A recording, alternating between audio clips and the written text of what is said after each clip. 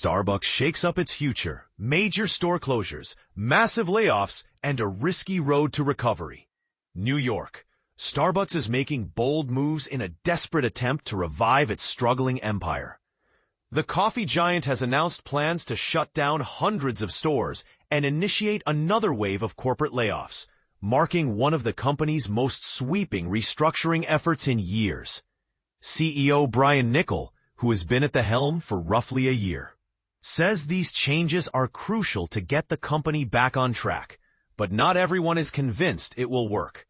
Here's what's happening. Starbucks will close about 1% of its cafes, hundreds of stores, before the end of September.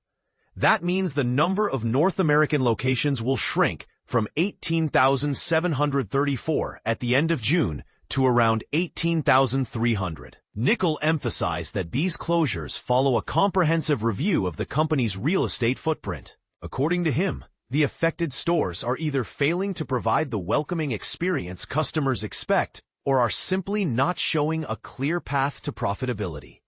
Starbucks regularly closes underperforming locations, but this time the scope is far greater. This is a significant action that will affect both our partners and customers, Niccol acknowledged in a letter to employees. Our coffee houses are community hubs, and closing any one of them is never easy. The financial impact? The restructuring plan is expected to cost the company a staggering $1 billion. Despite the big announcement, Starbucks stock, SBUX, barely budged in pre-market trading, suggesting investors remain cautious about whether these changes will truly spark a turnaround. And the shakeup doesn't end there.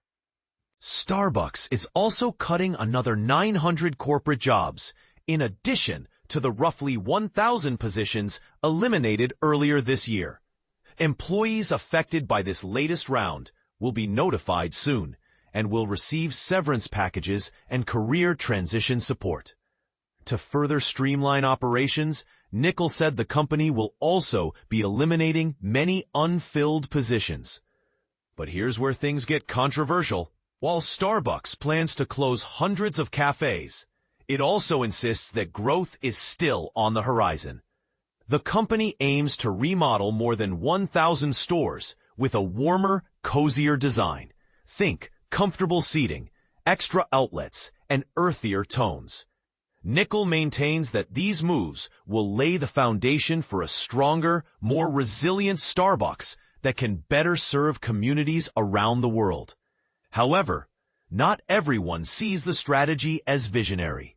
Critics point out that despite all these changes, Starbucks' performance hasn't turned around. Its stock is down about 12% this year, and sales remain sluggish. Niccol's team has attempted to modernize the menu by trimming about 30% of items while introducing trendy new offerings like protein-infused cold foam and coconut water-based beverages. Freshly baked croissants and pastries are also being added to revamp the food selection. The company is also revisiting some of its traditions. It has brought back self-serve milk and sugar stations and reintroduced handwritten doodles on coffee cups, a nostalgic touch many loyal fans appreciate. Even the name has been adjusted back to Starbucks Coffee Company to refocus on its core identity. But not all of Niccol's reforms have gone smoothly.